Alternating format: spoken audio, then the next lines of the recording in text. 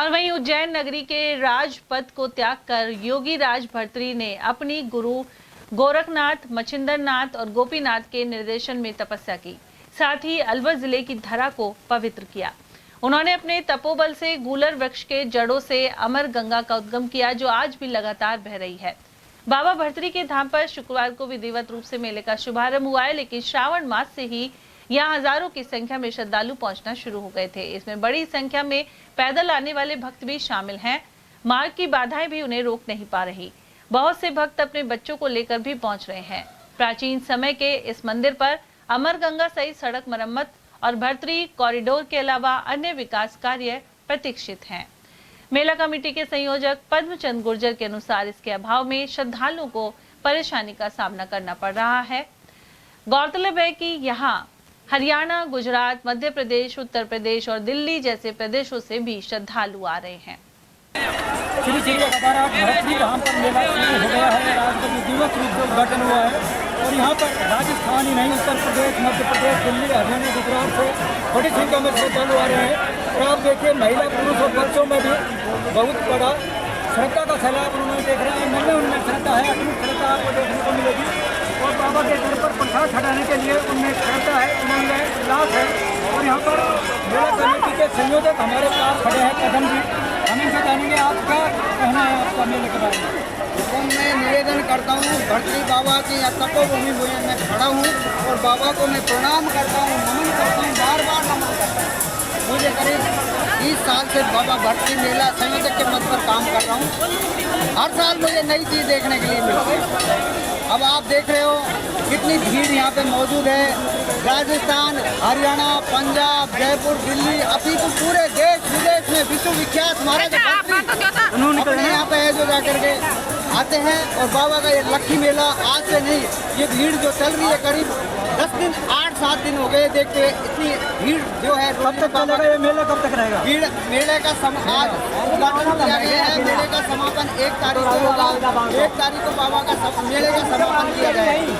इसमें कितनी दुकानें आपने लगा रखी है, क्या व्यवस्थाएं की है आपने? देखिए, दुकानें यहाँ करीब संख्या में 200-250 के आसपास दुकानें हैं। 200 प्याऊ और भंडारे हैं, 200-250 के करीब प्याऊ और भंडारे जो जल सेवा कर रहे हैं। दूर दराज से जो है लोग बाग आते हैं और अपनी मन्नत मांगने के लिए बाबा के मंदिर में माथा टेकते हैं। बाबा इनकी सबकी मनोकामना पूरी करते हैं। डबल इंजन की सरकार है राजस्थान में, केंद्र में, लेकिन 1 वर्ष के दौरान है कोई विकास कार्य कहीं हुआ है क्या आपके यहाँ? डबल इंजन की सरकार होते हुए भी मैं आपसे निवेदन करूंगा, मैं आग्रह कर रहा हूँ, आप खुद स्वयं भी गाड़ी चलाकर लेकर के आए हो नटनी का 12 से और भर्तृ धाम तक कितने घेरे करते हैं, लेकिन आज तक इस मामले में किसी ने कोई ध्यान नहीं दिया।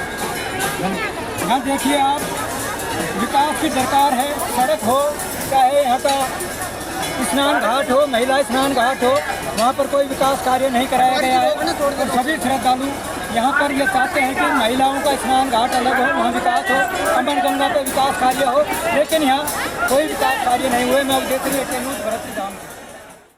गौरतलब है कि बाबा भर्तृ के धाम पर जाने वाले श्रद्धालुओं को किशालगढ़ धाम से ही टूटी सड़क पर चलना पड़ रहा है।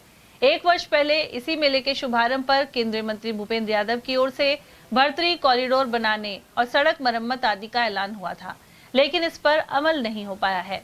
उधर मेला उद्घाटन पर शुक्रवार को पहुंचे अलवर ग्रामीण विधायक और नेता प्रतिपक्ष टीकाराम जूली ने कहा कि घोषणा के बावजूद 1 वर्ष में इस दिशा में काम नहीं हुआ।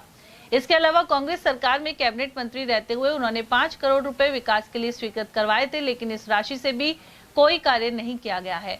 ऐसे में बाबा के धाम पर श्रद्धालुओं को जर्जर सड़क से पहुंचना पड़ रहा है।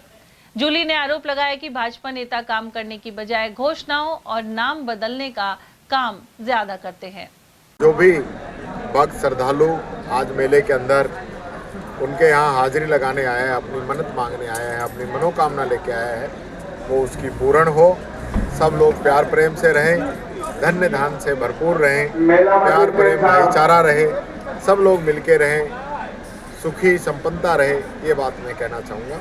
मैं साथ के साथ ये ज़रूर कहना चाहूँगा कि आज जिस प्रकार से भर्तृ बाबा के स्थान पे जो डिमांड हमने पिछली बार रखी थी, मैंने भी कहा था कि भर्तृ जी के स्थान पे भर्तृ कॉरिडोर बनना चाहिए और जहाँ तक नाम की बात है, आप खैरथल तिजारा का नाम भर्तरी नगर रख रहे हो।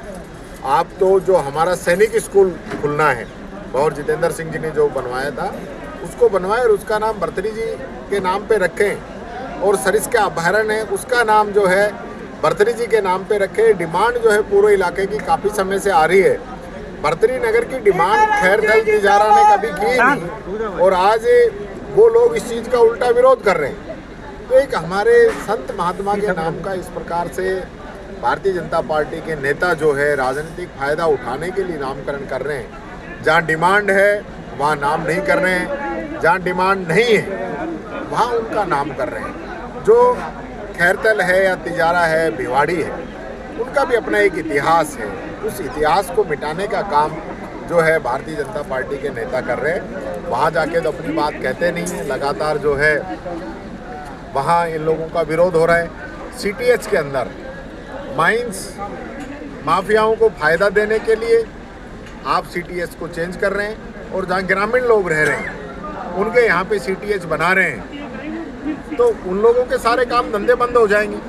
आज आप जिस प्रकार से पूरी छींड के अंदर, चाहे वो हाजीपुर ढड़ीकर की छींड हो, चाहे ढेलावास सिरावास की छींड हो, तो इस पूरे इलाके को CTH के अंदर करके यहाँ इनका डेवलपमेंट बंद कर दो, और वहाँ जो माफिया है उनकी माइंस खुलवा दो।